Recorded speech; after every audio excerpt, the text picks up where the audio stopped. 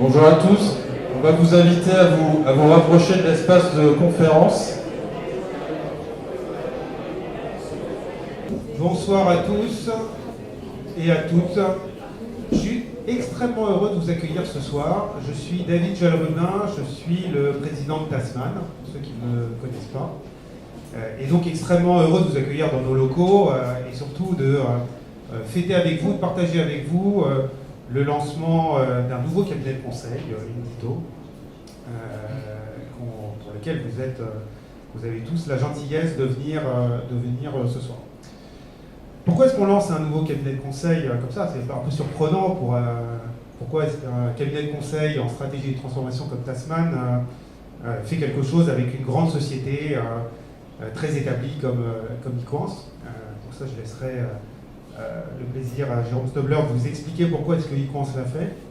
Donc, c'est lancé dans le métier du conseil en stratégie il y a plus de 20 ans. Et conseil en stratégie autour des sujets du numérique. Et donc on voit monter en puissance tous ces enjeux auprès de nos clients dans divers secteurs d'activité. On travaille beaucoup dans le secteur de l'énergie, beaucoup dans le secteur du luxe, beaucoup dans le secteur de la protection sociale. Et on travaillait un petit peu, et à notre goût pas assez, pour les acteurs de l'industrie. Certains des partenaires de Tasman l'avaient fait dans d'autres parties de leur carrière ou l'avaient fait il y a une dizaine d'années. Et on se rend compte qu'on a plein de choses à apporter à ce secteur-là. Et c'est pour ça qu'on est devenu cofondateur de ce nouveau cabinet de conseil en stratégie auprès de l'industrie.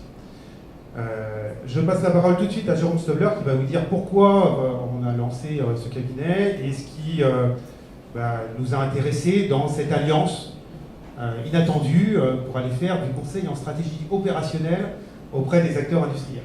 Jérôme, je vous passe la parole. Bonjour et bonsoir à tous. Je suis désolé de ne pas être avec vous physiquement. Je suis aux États-Unis en ce moment où nous sommes en train de faire l'extension d'une très grosse usine qui fabrique des très grosses pompes à chaleur. On a la chance d'être un des plus gros players, des très grosses pompes à chaleur pour l'industrie aux États-Unis. Et ça marche pas mal puisque nous sommes en train de doubler la taille de l'usine. Donc voilà, je suis avec les équipes pour constater ça. Alors, deux mots sur, effectivement, on peut considérer que c'est étonnant qu'une société comme la nôtre s'associe avec Tasman. En fait, on s'aperçoit que nos clients, d'un côté, ont besoin, lorsqu'on parle avec des clients industriels, d'être extrêmement pragmatiques dans la manière dont ils vont voir comment un développement stratégique va pouvoir se faire sur deux grands aspects, les deux grands sujets aujourd'hui, je dirais, de l'industrie, c'est la digitalisation pour produire mieux, pour produire de manière plus efficace, et comment intégrer la transition énergétique, comment faire en sorte de générer moins de CO2 globalement dans les productions des usines. C'est ça les deux très très grandes questions qu'on reçoit. Et on s'aperçoit que nous, on a des solutions techniques à tout ça, pragmatiques, mais qu'on n'avait pas forcément la capacité à inscrire ça dans un plan stratégique général de l'entreprise. Et qu'en fait, l'alliance des deux a pour objectif de relier les deux mondes et de faire en sorte d'être capable de relier les enjeux stratégiques de l'entreprise à la manière dont on va pouvoir ensuite être capable de les transformer en un plan d'action pragmatique qui va être to the point, en comprenant l'aspect numérique, l'aspect industriel, l'aspect énergétique des usines de nos clients. On a de nombreux clients qui nous ont posé cette question en disant est-ce que vous pouvez nous aider pour notre transformation. Nous, on se concentre sur notre process de fabrication, on se concentre sur notre process pouvez-vous nous aider pour faire évoluer nos usines de cette manière-là. Et donc en se rencontrant avec Tasman, je pense que les équipes ont considéré que le partenariat pouvait prendre corps au sein d'une société commune pour que justement ça s'inscrive dans la durée et dans la confiance. Voilà ce que je peux dire de manière assez simple. Donc la joint venture va progressivement affiner sa méthodologie d'approche pour être capable d'apporter des méthodologies qui soient innovantes. Et je pense que le mélange de deux sociétés assez différentes va produire des capacités à répondre de manière un peu différente aux problèmes et va accélérer l'amélioration du PNL de nos clients, parce que c'est quand même ça l'objectif central. Voilà ce que je peux dire en 2 mots. Merci beaucoup. Je ne veux pas spoiler la présentation, vous avez plein de présentations à faire, je crois, donc je cherche à être concis. Merci beaucoup. Il y a une très belle table ronde à suivre. Donc j'ai le plaisir de vous présenter Philippe de Poulpiquet, qui est le DG de Indito, ce nouveau cabinet de conseil, et donc qui anime la table ronde de ce soir. Voilà, merci Jérôme d'avoir trouvé le temps. Je sais que vous êtes entre 2 avions ou pas loin. En tout cas, vous êtes très heureux de vous avoir pour cette introduction. Quelques mots maintenant sur Indito Consulting avant d'engager cette table ronde. Donc nous sommes une JV, nous sommes une nouvelle JV, un ovni dans le monde du conseil qui regroupe 70 consultants de Tasman et des milliers d'experts de chez Equance pour créer ce nouveau cabinet, cette nouvelle offre très pragmatique sur laquelle nous allons développer. Elle répond à 3 besoins, cette offre, un triple défi qu'on a identifié chez les industriels. Le premier, il est lié aux crises climatiques et aux crises géopolitiques qui se sont multipliées. On a vu que les entreprises avaient besoin d'être résilientes, qu'elles avaient perdu la main sur leur supply chain et qu'elles avaient besoin de se transformer, d'être plus agiles. Il y a un autre sujet qui est le coût de l'énergie qui a explosé, donc un besoin d'être plus efficace dans la façon dont on gère l'énergie et qui répond à un autre besoin qui est l'enjeu climatique sur lequel plus personne aujourd'hui ne cherche à se défausser. Et puis enfin, on se rend compte, nous consultants, qu'en France, en Europe, construire des usines comme ça, c'est plus possible. Donc il faut améliorer la performance industrielle, c'est-à-dire mieux utiliser l'usine, qu'elle soit plus efficace, plus efficiente, et ça, dans un espace qui est peut-être plus contraint, mais en tout cas, il faut qu'elle utilise mieux finalement les capacités qu'elle a. Donc pour adresser ça, Indito a 3 principes de base. Le premier, c'est qu'il y a un premier levier qui est la data, et cette nécessité de rapprocher la data de l'usine, des équipements, donc l'OT de l'IT, et ça on est persuadé que la convergence IT-OT c'est le levier principal sur lequel les usines peuvent s'appuyer. Le deuxième, c'est l'industrie 4.0, l'utilisation efficace des robots, des cobots, la meilleure utilisation de finalement l'automatisation des équipements.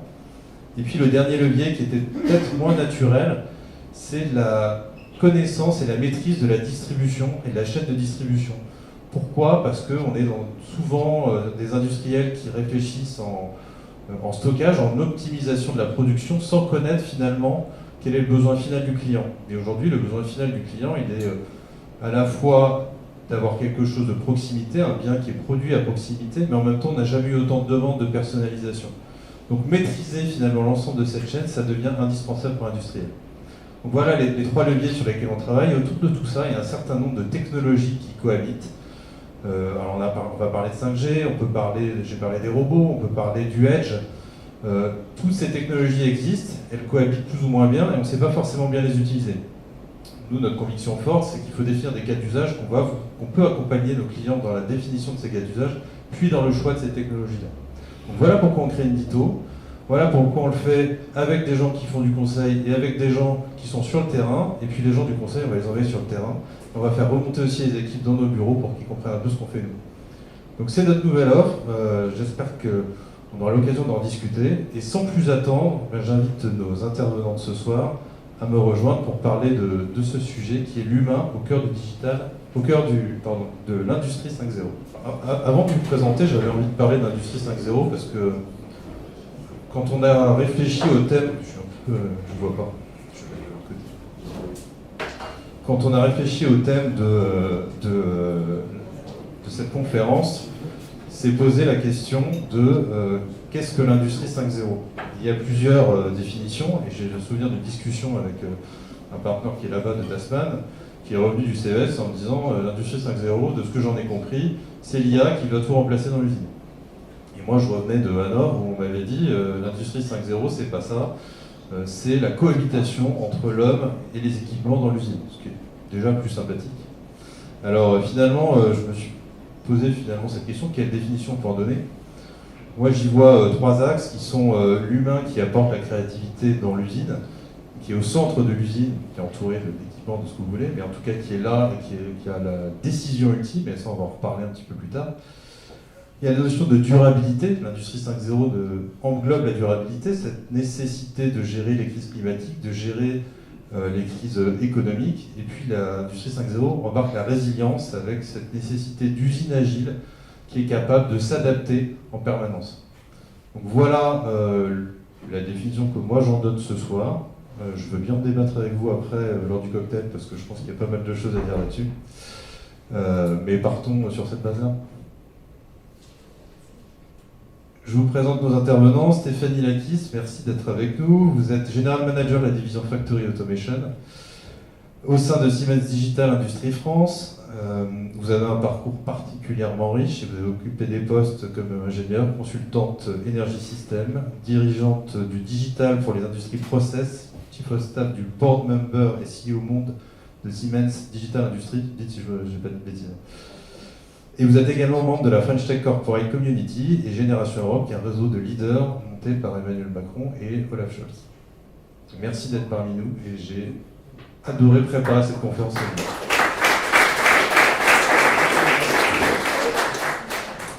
Balaji Soussilan, vous êtes tu es vice-président Digital et IT Group chez Air Liquide. Tu mènes un ambitieux programme de transformation de la DSI, on a eu l'occasion d'en discuter. Tu as une grande expérience industrielle et logistique, puisque tu es passé par Bolloré Transport et Logistique. Tu es passé chez Pierre Fabre, Taïko ou encore chez Plasticomium. Donc tu vas pouvoir nous donner une véritable vision en tant que véritable industriel.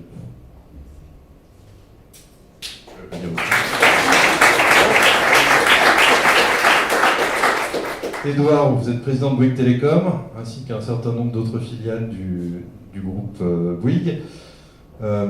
Vous êtes aussi en charge, si je ne me trompe pas, de l'innovation chez Bouygues. Vous avez un certain nombre de sujets qui sont assez passionnants. Et l'année dernière, Yvatec, vous affirmiez que la technologie doit être un catalyseur pour un monde plus durable. Je pense qu'on va pouvoir en discuter aujourd'hui. Merci d'être parmi nous. Et puis Cédric Denis-Rémis, vous êtes vice-président développement, innovation et entrepreneuriat de Paris Sciences et Lettres. Vous êtes membre du think tank Europa Nova. Et vous êtes titulaire d'un doctorat en sciences et métiers de l'ingénierie. Vous apportez un éclairage sur le monde de l'enseignement et de la recherche. On va parler d'IA. Un peu quand même, obligé. Et sur l'évolution du rôle de l'humain dans le monde industriel. Et on a hâte de vous entendre.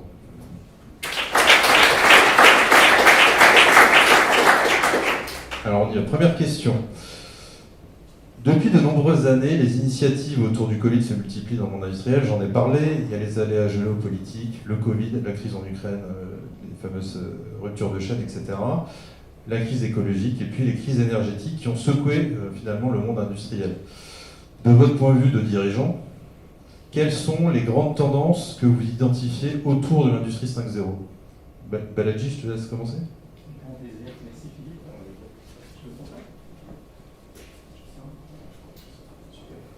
Bonjour à tous, merci Philippe, c'est toujours un plaisir d'être là avec toi.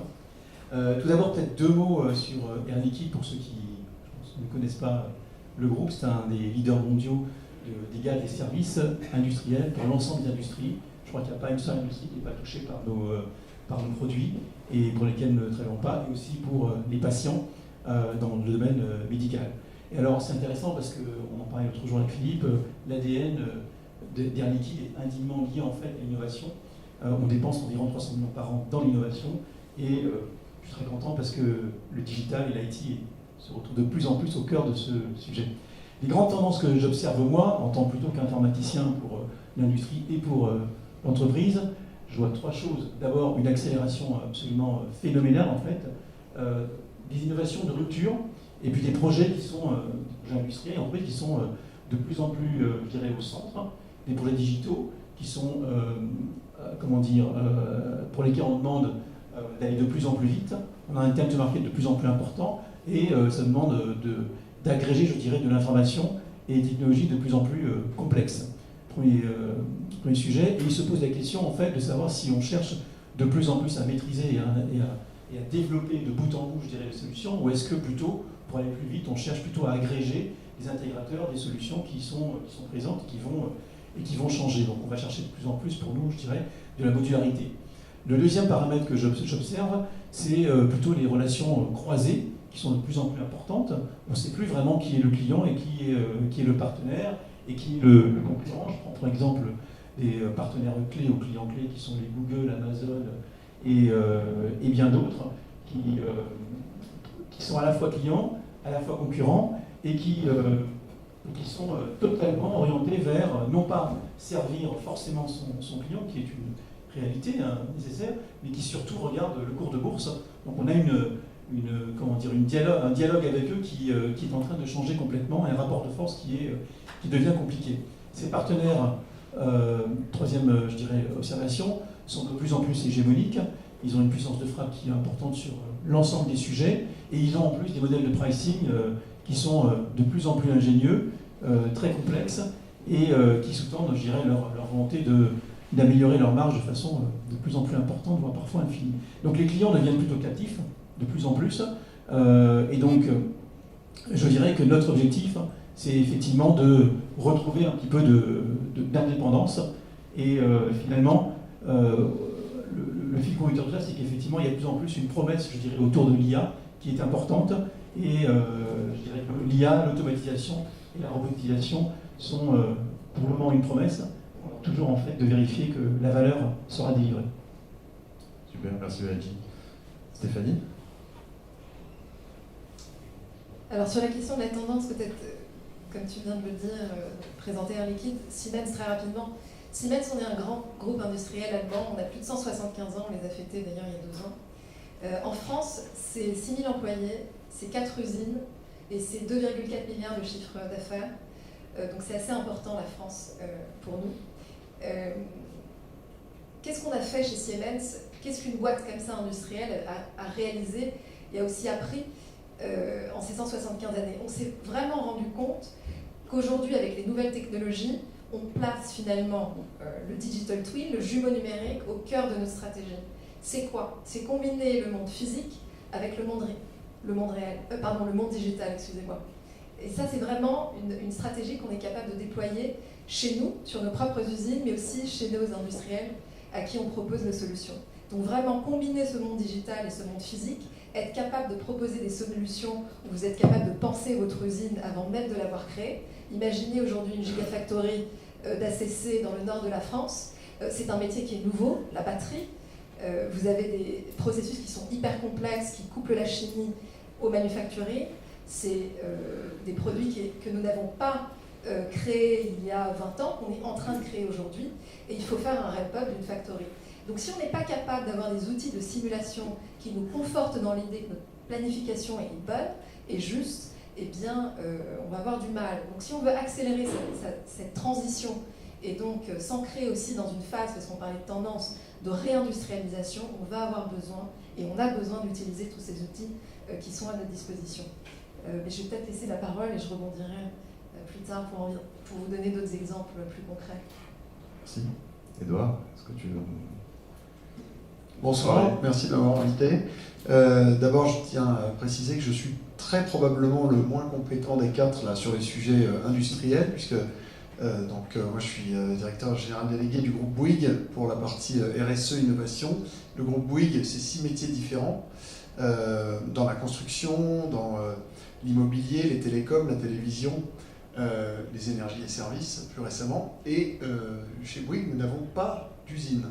Notre usine, ce sont des chantiers, et c'est un petit peu différent.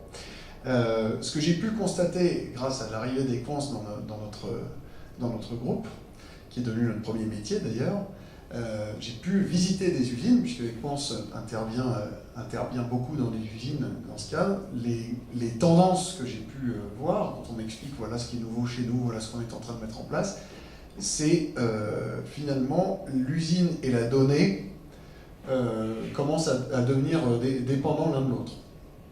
Et on voit des patrons d'entreprise qui expliquent, tu vois, là, j'ai cette machine, l'ancienne machine, quand elle tombait en panne ou qu'il y avait quelque chose à faire, on nous envoyait un technicien depuis, en général, l'Allemagne, enfin souvent, peut-être quelqu'un de chez Siemens. Et maintenant, ils font le diagnostic à distance, ils font la mise à jour à distance, ils font l'amélioration à distance. Et donc, finalement, on voit qu'on a des machines et des usines qui sont de plus en plus connectées, mises à jour sans intervention humaine.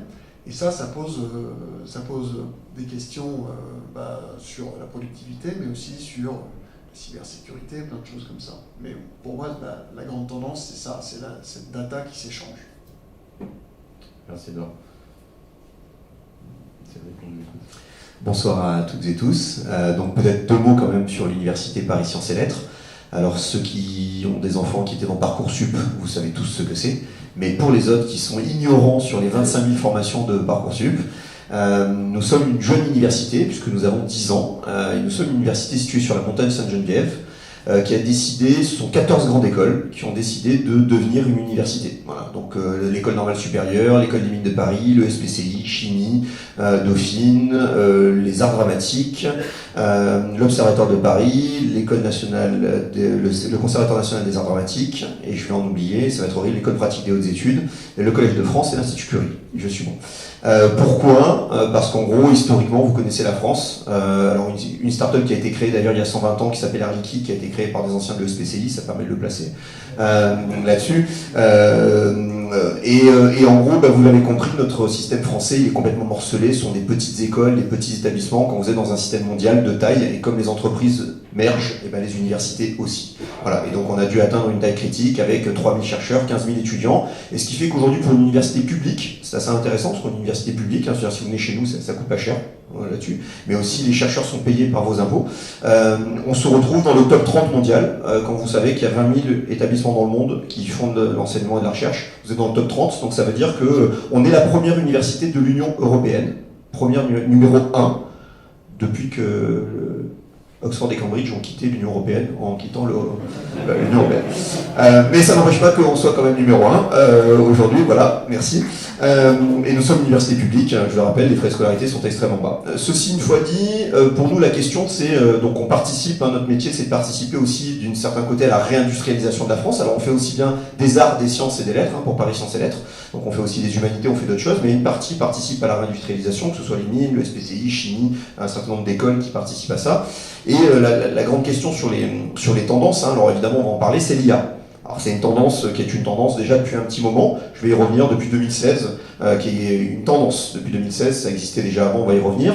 Pour ce qui est de l'industrie 5.0, donc moi je vais vous donner 3 thématiques, la transformation numérique des organisations avec l'IA, la partie deep tech. Ce qu'on appelle deep tech, c'est ce qui était le science push, c'est-à-dire qu'avant on savait pousser des technologies, on savait faire de la recherche de rupture, donc c'est-à-dire qu'on est capable de faire des inventions technologiques qui sont des vraies ruptures. C'est le principe de la recherche, vous ne savez pas forcément où vous allez, mais à un moment vous faites une rupture, vous avez une bougie, la bougie a été améliorée pendant des années, on améliore la cire, on améliore la mèche, on améliore tout, mais ça ne vous donne pas l'ampoule électrique. À un moment vous avez une rupture qui vous donne ça, vous pouvez améliorer le gaz, vous pouvez améliorer le verre, améliorer l'ampoule, à un moment vous avez une rupture qui va vous donner la LED. Mais c'était pas prévu au départ. Quand les chercheurs ils vous racontent que c'était prévu, c'est pas vrai. C'était une trouvaille en cours de route. Donc derrière ça, il y a une volonté aujourd'hui des grandes organisations de venir nous voir pour sortir les nouvelles technologies. C'est-à-dire en gros, est-ce que le quantique viendra chez nous? Donc ça intéresse tout le monde. L'IA, ça vient de chez nous, donc ça va intéresser tout le monde. Et pour en revenir sur le sujet d'aujourd'hui, 5.0, c'est l'interface homme-machine. Voilà, en gros, la connaissance que nous, les scientifiques, on peut en donner, c'est pas une discipline scientifique, le 5.0. C'est un côté où, si on avait pu optimiser toutes les machines pour ne plus mettre d'opérateurs, on l'aurait fait. Si on avait pu faire une université sans prof, j'aurais été le premier à le faire. Tout ça nous évite plein de problèmes. Mais en gros, pourquoi on ne le fait pas? C'est parce qu'on a besoin des humains. C'est une réalité sur de l'ajustement, etc. Et donc, il y a des questions d'interface homme-machine qui reviennent au devant de la scène, qui sont extrêmement importantes, c'est ça, cette question du 5.0, c'est comment on fait du cobot, comment est-ce qu'on fait travailler les opérateurs, comment on fait de l'interfaçage, et donc ça relève à la fois de la numérisation qui a été donnée, et puis des questions de sciences cognitives, de sociologie, de management, de gestion, sur comment est-ce qu'on va remettre les opérateurs dans un système. Aujourd'hui, vous avez une bagnole qui tombe en panne, en gros, vous êtes foutu. Il faut appeler quelqu'un pour brancher un câble, on ne peut plus le faire manuellement, et donc c'est ça qui va être un des sujets aujourd'hui sur comment est-ce qu'on va remettre de l'humain en 5.0. J'ai pas énormément parlé, je me suis dit j'aimerais bien rebondir parce que je voulais écouter toutes les différentes introductions.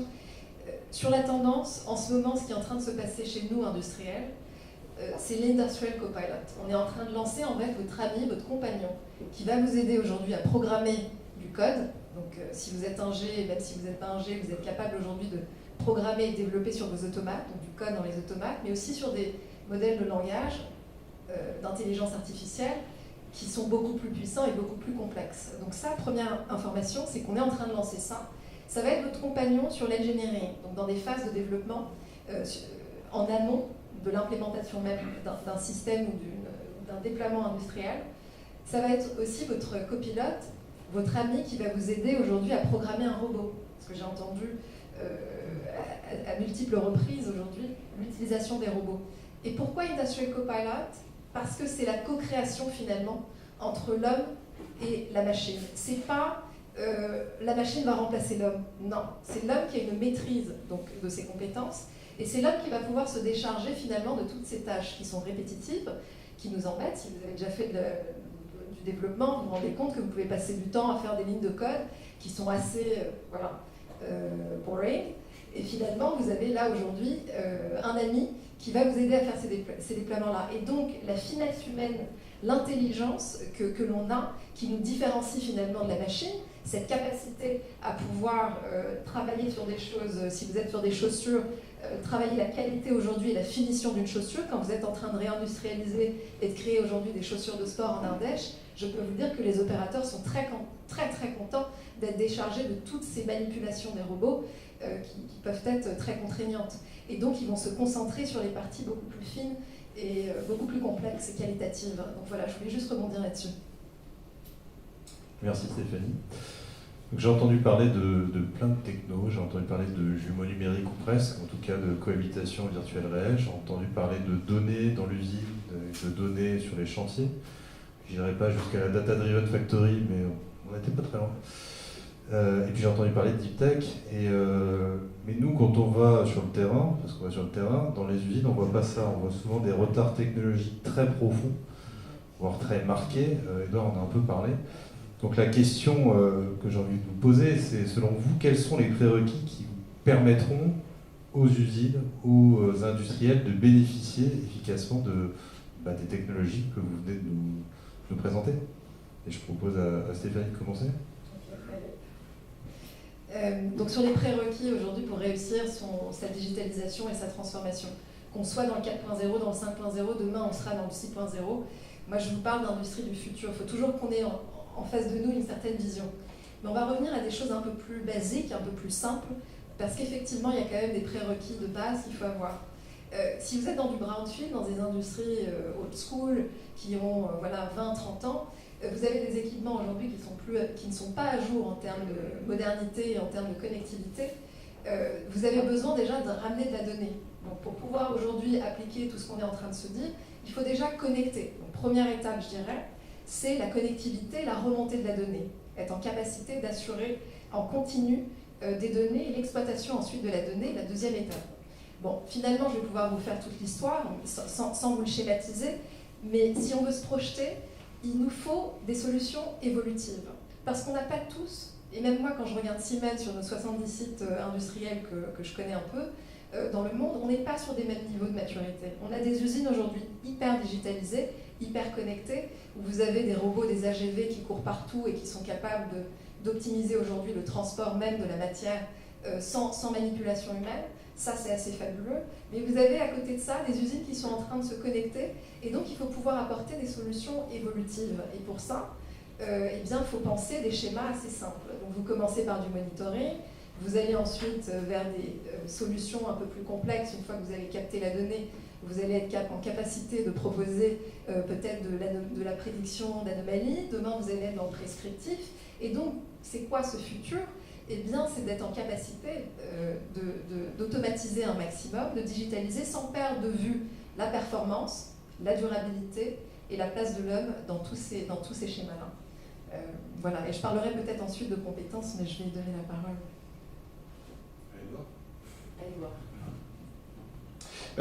Nous, chez Bouygues Télécom, notre boulot, c'est d'apporter la connectivité. Et finalement, on est arrivé avec une nouvelle norme, une nouvelle technologie, et qui est surtout une norme, qui est la 5G. Puis les constructeurs ont fait passer le message aux journalistes, qui ont fait monter l'idée aux régulateurs et aux politiciens du monde entier, que la 5G, c'est le futur et l'industrie doit être 5G. Donc on s'est mis au boulot pour aller vendre la 5G aux industriels. Et bien c'est pas si facile que ça. Parce qu'il y a une chose toute simple à comprendre avec les industriels, c'est que c'est des gens qui connaissent très bien leur métier, bien mieux que nous évidemment, et qui connaissent très bien leurs besoins. Et en fait, nous ne sommes pas, nous, Télécom, des spécialistes de l'industrie. Donc quand on arrive en disant vous allez équiper votre usine de 5G et ça va être génial, et ben finalement, c'est pas si facile que ça. Et en fait, on a d'ailleurs on a passé du temps avec certains industriels, on est allé même avec nos fournisseurs aussi comprendre ce qui apportait vraiment. Alors je vais vous parler de la 5G parce que je vous parle un peu de ce que je connais et moins de ce que je ne connais pas. La 5G apporte quelque chose que le Wi-Fi ne pouvait pas apporter dans une usine par exemple, c'est ce qu'on appelle le handover, c'est-à-dire la capacité de passer d'un lieu à l'autre sans couture, avec une connectivité qui ne s'arrête pas. Et ça, c'est très utile pour des choses qui se déplacent.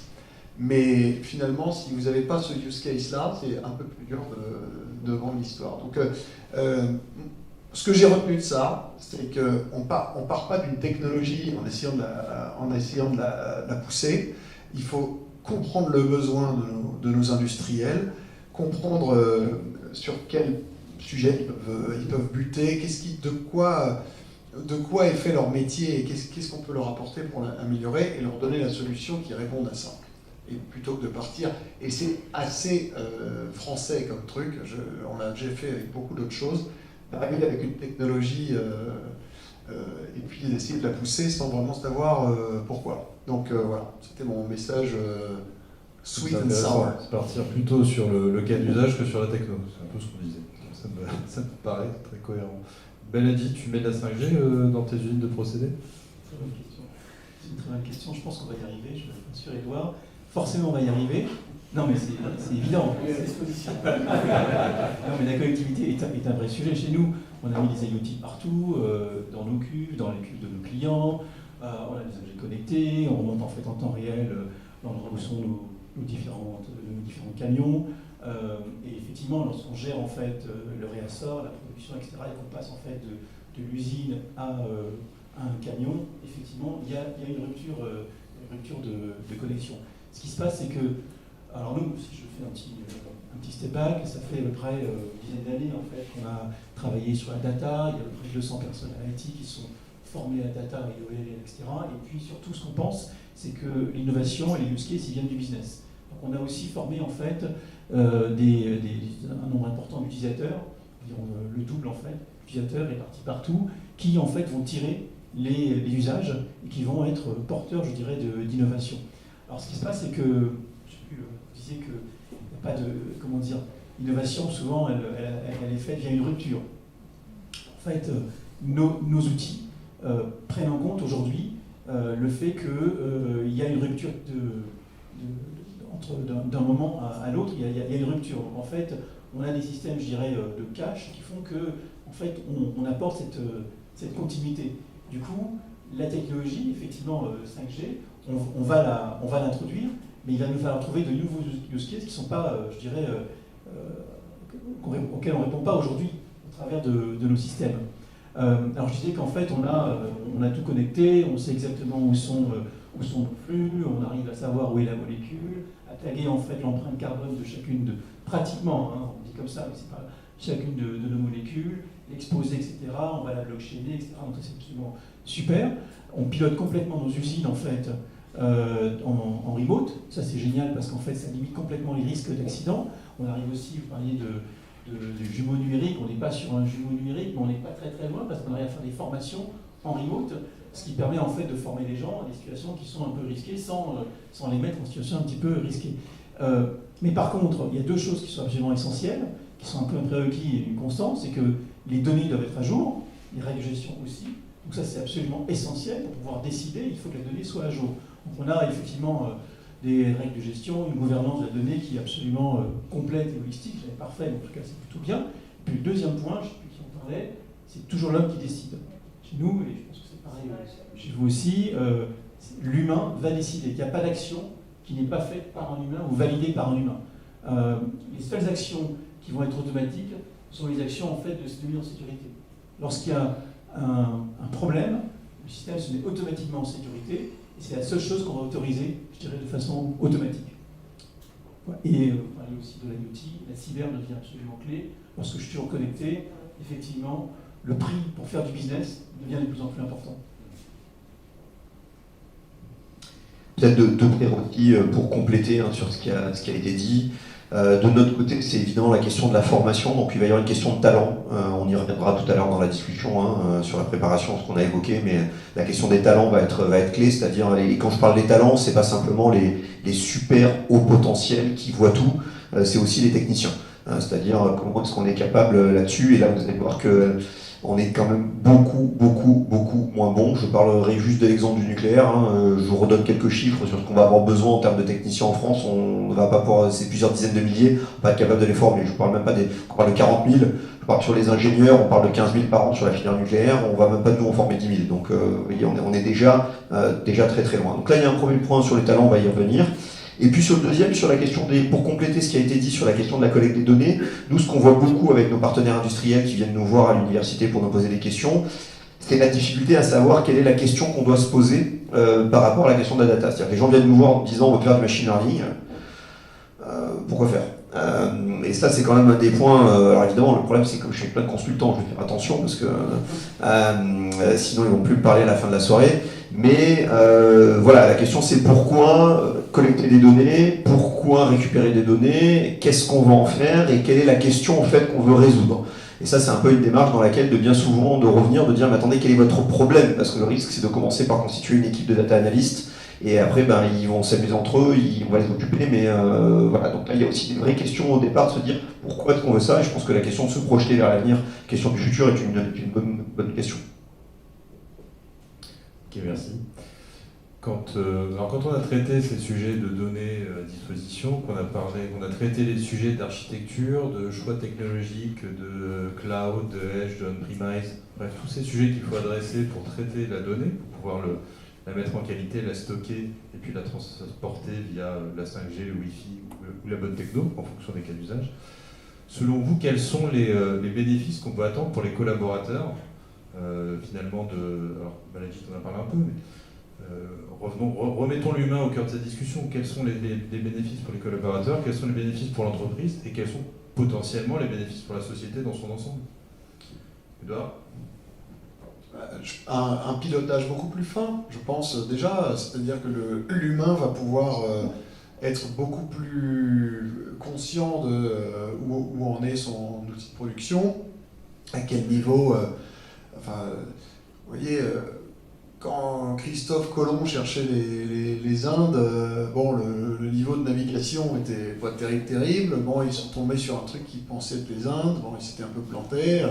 Voilà. Bon, maintenant avec le GPS, c'est quand même très difficile d'expliquer qu'on n'a pas trouvé, quoi. Et donc, je pense que dans une usine, le pilotage de la chaîne de production, le just in time, enfin tout ce qui rend plus efficace, puisqu'on est finalement dans un monde concurrentiel où chaque pourcent gagné face aux autres fait la différence, va être déterminé par la qualité de la donnée, par la qualité de sa collecte, la rapidité à laquelle on a pu la traiter, et pourquoi pas l'IA qui nous a aidé, qui a aidé l'homme à prendre la bonne décision.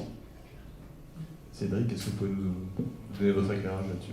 Oui, l'un des sujets qui est clair aujourd'hui, c'est que, en tout cas, il ne peut pas y avoir de transformation aujourd'hui sans le passage par le numérique. C'est-à-dire que c'est quand même un des sujets aujourd'hui qui est moteur, sur lequel la France reste ultra compétitive. Si Google, Meta et tout le monde a installé ses centres de recherche à Paris, c'est pas parce que Paris est la plus belle ville du monde, même si c'est probablement le cas, et qu'il y a les JO, c'est aussi surtout parce que les talents sont présents. Donc, j'allais dire sur la question du bénéfice, on le voit tout de suite. Par contre, il y a une vraie question entre ceux qui vont être en capacité de se transformer sur le plan numérique, sur les organisations, et ceux qui ne vont pas être capables d'y passer. Et ça, c'est la question qui est plus préoccupante pour nous sur la partie du tissu industriel, parce que ça pose des questions. C'est-à-dire que, en gros, la vraie question aujourd'hui, c'est est-ce que les entreprises sont en capacité de rattraper le retard, ou est-ce qu'il faut passer à la génération d'après directement, notamment sur les usines et sur ce qu'on voit. Donc nous, de notre côté académique, hein, c'est deux thématiques. C'est d'un côté ce que les industriels viennent nous voir en nous disant voilà ce qu'on a besoin sur les personnes à former. Et en termes de bénéfices, évidemment, c'est d'être capable de former, donc c'est une question des talents.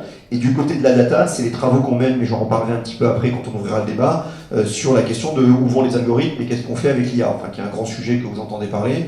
Et j'y reviendrai aussi sur nos propres talents, c'est-à-dire les personnalités qui font cette recherche, hein, donc de bien distinguer dans l'université, ça faut que vous gardiez en tête, ceux qui vont enseigner d'un côté, donc qui ont, en gros on enseigne, on transmet un savoir, et ceux qui vont créer le savoir, qui ne sont pas forcément les mêmes. Alors on essaye de les mettre au même endroit, mais ce n'est pas forcément les mêmes, et ça amène des problématiques sur lesquelles je reviendrai. Merci. Stéphanie, est-ce que vous aurez une belle histoire à nous raconter sur l'humain au cœur du 5.0, un grand succès? Alors, heureusement, on en a pas mal. Dans les belles histoires, je vais vous donner peut-être un chiffre pour qu'on puisse se représenter qu'en fait, l'industrie finalement, quand elle est plus digitalisée, elle crée aussi de l'emploi. Je voulais rebondir aussi sur les bénéfices.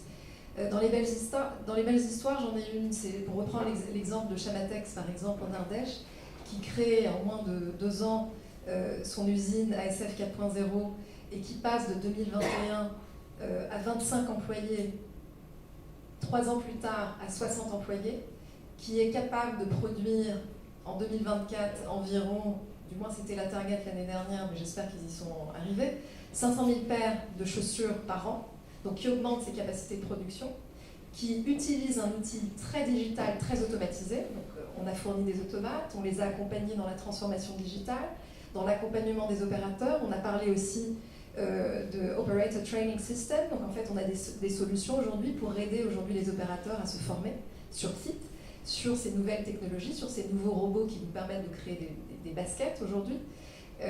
Et ça, c'est hyper fort. Donc en fait, je voulais démystifier aussi l'idée qu'on crée aussi des postes avec ça, et ça c'est la bonne nouvelle. L'autre bonne nouvelle, c'est qu'on est en capacité de réindustrialiser grâce à tout ce qu'on est en train de se dire. On est en train de réduire les chaînes d'approvisionnement, l'exemple de Chamatex en est un. Haguenau en France aujourd'hui, pareil, une usine dans l'Est, on a 800 collaborateurs qui travaillent chez nous, on a augmenté la performance de 83% quand même en 6 ans. C'est assez balèze, c'est assez fort. Et puis on en a plein comme ça, des bonnes histoires. Merci, extrêmement inspirant, merci beaucoup. Chez nous, en fait, moi, j'ai pas de nouvelles histoires, parce que c'est vrai qu'on a pas mal automatisé nos usines, on gère chaque année un peu mieux la distribution en fait, de nos gaz, soit via des tuyaux, soit directement avec des transporteurs. Et puis on continue en fait à s'améliorer dans la mobilité, et on apporte encore année après année de nouvelles solutions un peu innovantes. Simplement, nous on pense qu'il y a 3 facteurs qui sont créateurs de valeur aujourd'hui, et c'était déjà le cas précédemment. C'est d'abord le physique, je pense que vous le disiez, on va s'améliorer sur la connectivité, les outils, les machines, c'est le premier facteur. Le deuxième en fait, c'est la technologie, avec l'IA générative qui est juste un complément à l'IA un peu traditionnelle, c'est le deuxième facteur. Et puis le troisième, on a parlé, c'est le SOT, la donnée. On pense que la valeur n'arrivera que lorsqu'on va combiner un petit peu les 3, donc la réalité, le physique, la data, et puis bien sûr la technologie. Et le deuxième point en fait qui est un enabler, je dirais, là encore, on en parlait un petit peu avant, avec l'accélération et la complexité qui est grandissante, on pense de plus en plus qu'il faut qu'on sorte du modèle make or buy, et maintenant il faut qu'on fasse des partenariats pour aller beaucoup plus vite, et le time to market est absolument clé, et probablement plus important que tout le reste. Avec le GPS, c'est génial, avant je n'arrêtais pas de me perdre, aujourd'hui je ne me perds plus, mais par contre je ne sais pas où je suis. Alors qu'avant, j'avais une carte, je savais où j'étais, c'était un vrai plaisir en fait. Donc on perd un peu le plaisir du chemin, on a le plaisir d'arriver, c'est génial, mais on perd un peu le plaisir du chemin, et je pense que l'IA, avec les smartphones aussi, etc., c'est un peu ça aussi, hein. On va directement en développement, on va très vite à développer, mais on perd le plaisir, et moi j'ai développé très longtemps, il y a un côté assez élégant en fait, dans la façon de développer, qu'on perd un petit peu. Donc il faut aussi garder un petit peu tout ça. En termes de, je dirais, de bénéfices, moi je pense qu'on est bien plus créatifs. Oui, oui. Nous, on observe en fait trois bénéfices. Le premier, des outils comme ChatGPT, Workspace, etc., Google Workspace et autres, on pense, et les consultants nous aident à l'établir, on pense que ça fera gagner environ 10-15% de productivité.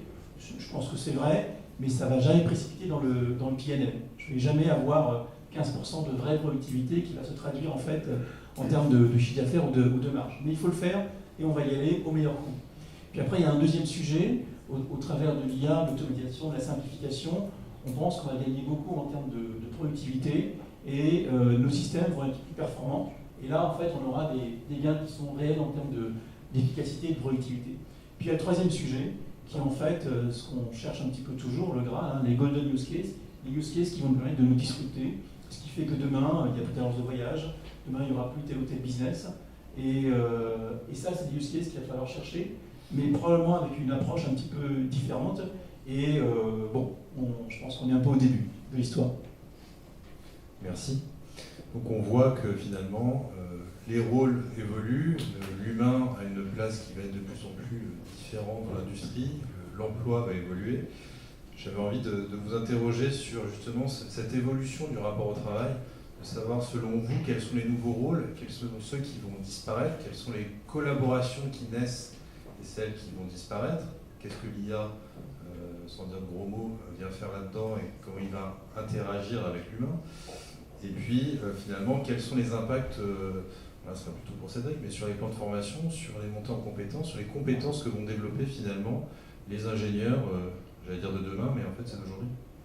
Cédric, je te laisse répondre. Oui, alors on parle d'ingénieurs forcément, c'est notre métier, mais on dira quand même un mot aussi sur les techniciens, parce qu'il y a, j'allais dire, il y a tous les niveaux. La France a un système, il y a un système de master, mais quand on va aux États-Unis, le niveau c'est le bachelor, donc les études coûtent tellement cher qu'on fait 4 ans et personne ne fait un master, coûte beaucoup trop cher, on fait un billet quand on est en cabinet de conseil, mais pour être fidélisé, mais sinon ça coûte trop cher. Donc il y a aussi une logique là-dessus. Ça c'est la question que tous les industriels viennent nous voir sur la question des talents. C'est-à-dire tout le monde veut le modèle classique de l'ingénieur, de la personne parfaite, le mouton à 5 pattes. C'est quoi? Il parle 5 langues, maths, anglais, français, Python, et éventuellement il parle une autre langue parce que c'est joli, que ça a diversifié. Voilà. Donc ça c'est le premier point. Il a des soft skills, donc il se comporte bien là-dessus, il comprend son environnement. En gros, la logique, c'est dans la demande telle que nous l'envoie l'industriel, je le traduis mal, mais c'est volontairement caricatural, c'est un peu, lorsqu'on débranche l'ordinateur, il va comprendre dans la globalité que c'est le câble qui est débranché, que c'est pas l'ordinateur qui fonctionne pas. Voilà, donc c'est cette capacité sur les ingénieurs aussi, et ça, ça, il n'y en a pas assez. C'est-à-dire qu'aujourd'hui, nos ingénieurs, ils sont tous, dans toutes nos écoles, ils sont recrutés avant même d'être sortis. Alors en plus, on est en plein emploi actuellement, donc c'est bonheur total. Donc là aujourd'hui, c'est ce qui va alimenter cette partie-là. Donc ça, c'est quand même un élément dans lequel on trouve l'équilibre entre les compétences techniques, comprendre ce qui est, évidemment, ils font tous de l'IA là-dessus, mais comprendre cet équilibre entre compétences techniques et compétences de soft skills est un équilibre que l'on conserve et qui est un peu invariant sur les années. C'est-à-dire qu'on ne voit pas une transformation de ce qu'on attend des premières embauches de ce côté-là. Là où on a eu une difficulté beaucoup plus importante de notre côté, et c'est peut-être vous donner une idée quand même, c'est sur le marché de l'IA, sur ceux qui créent l'IA. Et là, c'est un marché de niche. C'est-à-dire que là, on rentre dans le marché du football. C'est-à-dire qu'en gros, en 2016, on a vu les premières acquisitions de boîtes, plusieurs dizaines de millions d'euros, voire milliards pour 10-15 personnes. Et là, d'un coup, il y a eu un flagship sur l'intelligence artificielle, les chercheurs qui faisaient ça. Et là, ça a été le mercato. C'est-à-dire qu'on s'est fait piller dans les règles de l'art, rapidement. Et puis, donc les Google, Facebook, Amazon et autres sont rapidement revenus vers nous parce qu'ils se sont aperçus que une fois que vous avez pillé les meilleurs pour faire la R&D, donc vous les payez, alors qu'avant c'était l'État qui les payait, c'est vous qui les payez à prix d'or, mais rapidement ils ne forment plus d'étudiants, ils ne forment plus de docteurs, ils produisent encore des connaissances, mais la mécanique de la formation s'arrête. Et donc rapidement ils sont revenus en disant on va vous les rendre, on va continuer à alimenter, on va vous donner de l'argent à l'université, alors on était content d'en recevoir, on va vous donner de l'argent pour que vous refassiez des filières de création d'ingénieurs dans ce domaine-là, parce qu'on a besoin de former des gens. Vous voyez l'importance d'avoir les deux tracks, à la fois la connaissance que l'on produit, qui est la connaissance en train de se faire, et donc je pourrais vous parler pendant des heures si ça vous intéresse des LLM et de savoir vraiment qu'est-ce qui se passe là actuellement. Et puis donc on a un projet, on est lauréat du plus gros cluster mondial qui est Prairie, où nos chercheurs sont hyper contents, hein. C'est plein d'argent, c'est super, c'était jamais arrivé avant. Les informaticiens c'était un peu les pouilleux de la fac, vous savez, vous avez fait informatique, c'est un peu la loose, quoi. C'est un peu comme les médecins, vous savez, dans les classements, vous êtes médecin du travail, voilà, là c'était le côté, là c'était vraiment, et là d'un coup, ils deviennent les stars. Donc là c'est un peu la revanche, vous voyez, ils sont là, ça flambe, alors j'espère que c'est pas filmé, hein, parce que sinon ils vont m'en vouloir, mais il y a quand même quand même un côté où c'est la revanche, hein, je plaisante, ils le savent, hein, c'est la revanche de la section informatique sur les autres disciplines scientifiques. Les physiciens qui étaient les stars, etc., on a changé les classements. Mais malgré tout, il y a besoin de produire cette connaissance. C'est-à-dire que ce que vous voyez là, les LLM, quand vous voyez en gros ce qui est en train de se passer, vous allez chez OpenAI, j'étais chez OpenAI il n'y a pas très longtemps, mon collègue Yann Lequin me faisait rencontrer, en fait ils sont 4-5, et c'est des gens qui bricolent. C'est-à-dire qu'en gros, aujourd'hui, vous avez tout sur GitHub, l'essentiel des LLM, vous pouvez tout trouver, tout est open source, hein, donc c'est pas très compliqué. Par contre, ceux qui vont être capables de produire les derniers modèles à ce niveau-là, etc., c'est là où la recherche, elle reste importante. Donc pour nous, c'est de conserver les talents en France, et ça, on a du bol, parce qu'en fait, comme les Américains sont venus s'installer, parce que c'est une question d'argent, vous posez tout à l'heure la question, c'est quoi qu'est-ce qu'il faut pour se digitaliser? Il faut du pognon, hein, je vais être un peu dur, mais si vous n'avez pas d'argent, au fin fond de la Creuse, voilà, et c'est pas mon voisin de gauche qui va me contredire que ça coûte cher, même si sur les abonnements téléphoniques, ça ne cher pas. Mais voilà, c'est un autre sujet, on y reviendra. Mais ça coûte de l'argent. Donc pour nous, on a deux enjeux. On a un enjeu de répondre bien aux problématiques de nos collègues industriels. Quand Air Liquide va venir nous voir, quand toutes les entreprises vont venir nous voir en disant on a besoin de former des ingénieurs. Et là, on est un peu sec parce qu'on est public et on a du mal à passer à l'échelle, c'est-à-dire de produire suffisamment d'ingénieurs. Donc ça, c'est un des problèmes aujourd'hui pour nous. Et le deuxième côté, c'est de conserver nos chercheurs en France. Et ça, on a de la chance, comme je vous l'ai dit, parce que tous les Américains sont venus ici mettre de l'argent parce que c'était moins cher. Mais ça a eu une conséquence, c'est qu'on a gardé tous nos talents. Donc sur l'IA, sur le quantique, sur beaucoup de sujets, on est clairement dans la course. Il y aura des problèmes d'industrialisation derrière là-dessus, je pourrais y revenir si vous voulez, mais par contre, on n'a pas à rougir, on est dans le top mondial, même si les Chinois mettent des milliards, même si les Américains mettent des milliards, on est clairement dans la course et on n'a pas du tout à rougir de ce qu'on est capable de faire aujourd'hui. Merci. Edouard? Moi, ça va être vachement moins... En fait, j'avais pas complètement vu la question comme ça. Moi, c'était sur la transformation dans le rapport au travail. J'avais compris la question un petit peu autrement, mais c'est sûr, là, il y a le prisme académique. Nous, les collaborateurs, quand on a eu les premiers sujets d'IA générative, ont été chez Bouygues, ont été voilà, dans les différentes réunions, on commençait à entendre des inquiétudes. Alors, est-ce que ça va nous remplacer? Alors, vous n'aurez plus besoin de personnes pour faire tel et tel métier, etc. Et je pense qu'à chaque rupture, il y a eu ce sujet. On connaît tous l'exemple de la machine à vapeur, que tout le monde a cru qu'il allait perdre son boulot, le moteur diesel. Et il y a eu, moi, même petit, je me souviens de ça avec l'ordinateur. L'ordinateur va tous nous piquer notre boulot. Je pense en fait, l'IA et l'IA générative vont s'installer partout, sont en train de s'installer partout, vont nettement améliorer la productivité de tous. Mais, comme toutes les entreprises, tout le monde y aura accès à la même vitesse et de la même manière, il n'y aura pas de différenciation technologique. Sauf pour ceux qui l'ont utilisé en premier, ils auront un peu d'avance, mais finalement tout le monde y a accès. Ceux qui vont faire la différence, c'est ceux qui vont rajouter leur secret sauce, l'intelligence de leurs collaborateurs et de leur entreprise, et la démultiplier grâce à cette IA. C'est eux qui vont avoir un avantage, ceux qui auront investi dans la partie humaine qui va aller pousser voilà, et qui va être augmenté par l'IA. Je pense que l'humain a largement sa place dans tout ça. Banerjee, chez Air Liquide. Je suis absolument d'accord. Tout à fait. Tout d'abord sur le fait qu'en France on a beaucoup d'experts.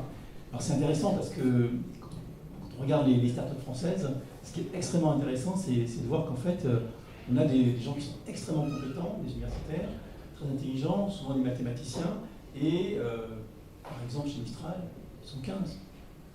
Et en fait, ils arrivent à ils arrivent à tirer la bourre avec Microsoft, avec Google, avec les autres. Et donc ça, c'est extrêmement intéressant.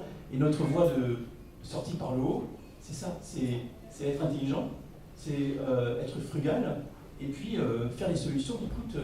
parce que c'est génial, en fait, de faire une IA qui résume un document, etc., et qui dépense, je dirais, 30 fois plus d'énergie qu'en fait un ancien algorithme qui serait un peu moins bon, et probablement des milliards de fois plus d'énergie qu'un être humain qui fait la même chose. Mais bien sûr, plus vite.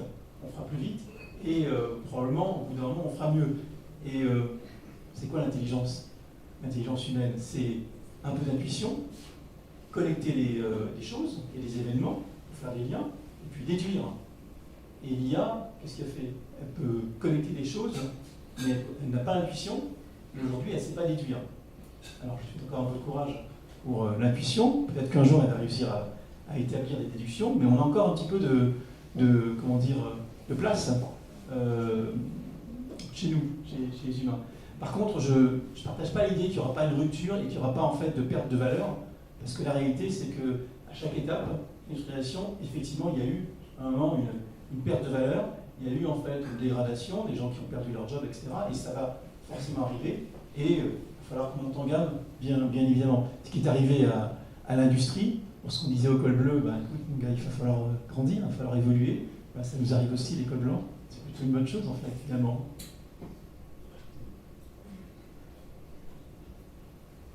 Il y a beaucoup de réflexions.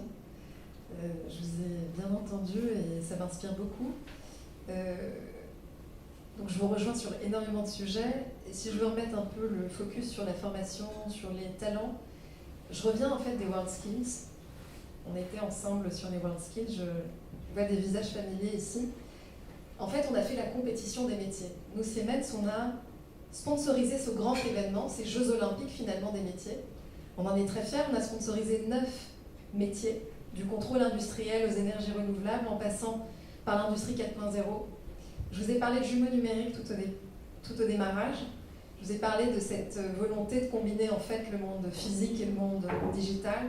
Moi, je l'ai vu en action en fait sur les World Skills. J'ai vu des talents aujourd'hui se surpasser, travailler, enfin des talents par exemple qui travaillent chez Nestlé et qui passent 1800 heures en 2 années de leur temps libre en tant que bénévole à coacher des jeunes talents de moins de 23 ans pour gagner la compétition des métiers. Et ça, c'est très très fort. J'ai vu des jeunes aujourd'hui travailler ensemble et c'est la combinaison en fait des deux. On parlait tout à l'heure de nouveaux métiers, mettre dans la data science, voir aujourd'hui un data scientist travailler avec un automaticien. Je sais pas, on peut être très fier quand même d'être en capacité de combiner cela. Et ça, c'est pas la machine qui le fait. Ça, c'est pas la machine, c'est nous qui le faisons. Et là, il y a aussi un appel peut-être à la responsabilisation. On est tous des dirigeants, je pense, ici dans la salle, ou du moins on a un rôle de leader. On est chacun leader de son périmètre, leader quelque part. Et finalement, accompagner les talents et les mettre à la bonne place et les aider à se développer, à combiner finalement et trouver la bonne recette, je pense que c'est notre force parce que finalement, on a une diversité de talents qui est fabuleuse. Fabuleuse. Et il suffisait juste de regarder les World Skills pour voir le résultat. On n'a peut-être pas gagné parce qu'on n'avait pas une représentation aussi forte que nos amis chinois, mais en tout cas, on a été très très bons et on peut être très fiers de nos talents. Voilà, je voulais faire une petite remarque là-dessus. Merci. On arrive au terme de cette table ronde. J'ai une dernière question à vous poser, vous adresser à un panel de dirigeants, tu l'as dit Stéphanie. S'il y avait un conseil à donner pour bénéficier finalement de cette évolution du 5.0, de ces nouvelles technologies, un seul, chacun, lequel serait-il? Cédric. Alors moi j'en ai un, surtout pour les populations, j'allais dire, qui sont là ce soir, c'est-à-dire souvent des Français bien éduqués, pour revenir se former à l'université. Pourquoi? Parce qu'en fait, lorsque je pose la question, je vais faire le test, hein. Qui dans les 10 dernières années dans cette salle a suivi une vraie formation de 3 jours en dehors de finances pour non-financiers? Alors c'est l'avantage que comme il y a des industriels, hein, là-dessus les gens se reforment, mais c'est un mal français, hein, les gens ne se reforment pas assez. Et il y a une question aujourd'hui sur l'IA, on le voit beaucoup, hein, les gens, c'est le journal du dimanche, c'est les échos, c'est pas mal. Hein. Honnêtement, je veux dire, c'est déjà bien. Mais ça vaut le coup de revenir, d'autant que ça coûte quasiment rien. Vous avez des MOOC en ligne, vous avez des trucs là-dessus. Voilà, on a des formations. Si vous voulez venir à PSL, on a des formations chères aussi. Maintenant. Attention, on est une université publique, mais avec des trucs chers. Mais revenez vous former là-dessus parce que en fait, les questions qu'on aborde aujourd'hui, les sujets bougent tellement vite. Ils bougent tellement vite que ce qui était vrai il y a 1 an, 2 ans, 3 ans ne sont pas vrais. Donc ça vaut le coup de revenir se réimprégner. Et en fait, vous allez voir, vous allez passer des journées extraordinaires parce que vous allez vous réimprégner une journée avec des gens qui vont vous parler. Et alors, les chercheurs, ils ont cet avantage, c'est qu'ils vous disent la vérité. C'est-à-dire qu'ils ne sont pas là pour vous mentir. Alors, ça fait parfois un peu mal quand vous avez choisi un truc et qu'ils vous disent ça c'est merdique, mais au moins ils vous disent ça. Donc revenez à l'université, revenez vous former, on sera content de vous accueillir. C'est pas les consultants quoi. Pardon. Si je devais trouver un conseil, c'est tester des choses pour vous-même et pour vos entreprises, pour vos organisations. Et nous, c'est ce qu'on fait passer comme message chez Bouygues. On demande à nos managers, à nos dirigeants de laisser un peu les équipes se tromper, tester des choses. Et d'ailleurs, ces nouveaux outils, si vous avez joué avec, j'imagine, vous avez tous essayé ChatGPT, vous avez joué avec, vous avez trouvé qu'il invente des trucs qui ne sont pas vrais, etc. Ben, plus vous jouez avec et plus vous comprenez ce qu'il est capable de bien faire et ce qu'il n'est pas capable de bien faire. Et plus ça vous donne des idées de choses à faire. En tout cas, c'est un peu comme ça que je l'ai vécu. Et au début, on s'en sert en pensant que c'est Google, mais c'est pas du tout le même fonctionnement, mais on a aussi fait ça quand on a découvert Google. Donc je pense que c'est ça, le tester des choses, essayer, et c'est là que je pense que c'est là que les meilleures idées viennent, en utilisant réellement la nouvelle technologie. Je suis absolument d'accord en fait. Il faut sortir du modèle un peu classique qui est je vais lancer un projet parce que j'ai un business case, je le valide, je le vérifie, etc. Il faut arriver effectivement à tester, mais surtout à accepter de se planter rapidement, mais surtout arrêter rapidement, être capable de lancer vite et arrêter rapidement. Nous, bien sûr, on n'est pas très bon pour ça. Je trouve qu'on n'est pas très bon pour s'arrêter, on n'est pas très bon pour accepter qu'on s'est trompé, qu'on a dépensé un peu, et finalement, et qu'il vaut mieux recommencer. Et de toute façon, la clé, c'est aussi les talents, c'est aussi, surtout et probablement que les talents. Et peut-être un dernier point, rester ouvert, hein, parce que la réalité, c'est que de plus en plus, on va travailler avec un écosystème très large, et les talents, ils ne sont pas que chez nous, il faut attirer les meilleurs, mais on ne pourra pas tout le temps, en fait, avoir les meilleurs chez nous. Donc peut-être continuer à rester ouvert. Voilà.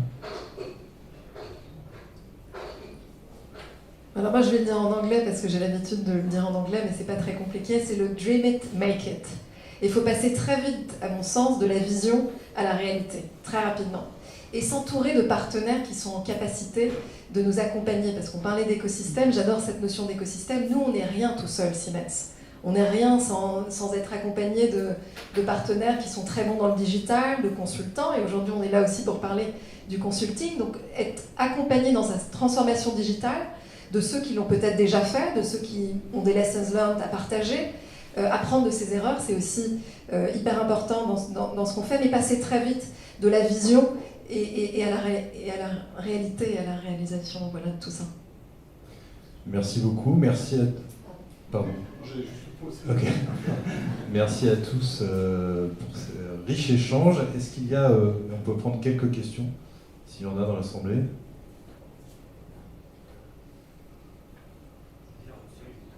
Hein? Allez, vas-y David, on t'écoute.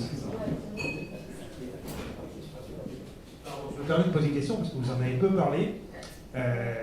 L'industrie historiquement était perçue comme peu agile, peu reconfigurable parce que c'est un métier qui est très consommateur de capital. Enfin, on construit du dur et on vit dans un monde qui évolue de plus en plus vite. On demande aux entreprises, enfin aux industries quelque part de se reconfigurer en permanence. Face à la transition énergétique, face aux transformations géopolitiques.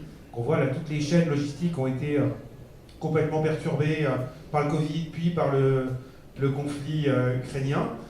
Qu'est-ce que le digital, qu'est-ce que l'industrie 4.0 ou 5.0 peut apporter en termes de capacité à se reconfigurer beaucoup mieux dans le futur? Alors, merci pour votre question. Je ne sais pas si on l'entend. Merci beaucoup pour la question. Effectivement, on n'a pas eu l'occasion de l'aborder, mais c'est un très très beau sujet. Qu'est-ce que l'industrie 5.0 ou l'industrie 4.0? Qu'est-ce que finalement toutes ces transformations peuvent nous apporter dans des phases de crise et où il faut réagir extrêmement vite? J'ai plusieurs exemples. Je vais prendre l'exemple du vaccin et peut-être de la supply chain. Aujourd'hui, dans les phases de développement d'un vaccin, prenez l'exemple de BioNTech, si on regarde les schémas classiques de développement de vaccins, on est sur des schémas de 7 à 15 ans de réalisation. C'est énorme. L'industrialisation, c'est 3 ans sur ces schémas-là, parce que forcément, c'est les phases de R&D, c'est les phases de laboratoire, c'est les phases de tests et de recherche qui sont très, très consommatrices de temps et d'efforts et de tests. Et finalement, on s'est rendu compte que pendant la crise de la Covid, on a été capable de passer d'une industrialisation de 3 ans à 1 an. On a pu passer d'échelle 3 fois plus rapide pour pouvoir délivrer un vaccin. Donc ça, c'est peut-être un exemple où on est capable de réagir hyper vite. Et finalement, on arrive tous à se mettre au boulot et on se coordonne assez rapidement pour pouvoir délivrer. Alors, je ne parlerai pas de la qualité même du produit, mais en tout cas, il y a quelque chose qui ressort et ça, c'est un exemple d'industrialisation sous tension. Un autre exemple auquel je pense, et vous me faites beaucoup réfléchir, c'est l'exemple finalement de la gestion de la supply chain. Pensez aujourd'hui à une usine qui est en capacité de créer sur un site industriel très spécifique, peut-être un peu old school ou avec des machines qui n'ont pas toute cette flexibilité. Pensez à une usine aujourd'hui qui, pendant la crise des composantes, était obligée de repenser son schéma de design du produit en fonction du sourcing, parce que finalement, vous n'aviez pas des accès à la matière. Et ça, il faut qu'on soit capable, quand on est dans des phases d'engineering, eh bien de penser finalement le produit final, son processus de fabrication, son processus d'opération aussi, et de penser le multisourcing à la source même pour pouvoir aujourd'hui réagir très rapidement. Donc ça, c'est une réflexion qu'on a eue. Donc c'était un lessons learned où on n'était pas particulièrement très bon, mais en tout cas aujourd'hui dans les nouvelles usines qu'on lance, effectivement il y a cette question-là. Et troisièmement, l'éco-responsabilité. Donc quand on part aujourd'hui sur de nouveaux schémas de design de produits, d'usines, de composants, de machines, eh bien il faut aussi intégrer cette éco-responsabilité dans le design. Voilà, donc pensez votre schéma de la supply jusqu'au recyclage au moment de la création. Merci. Est-ce qu'il y a d'autres questions?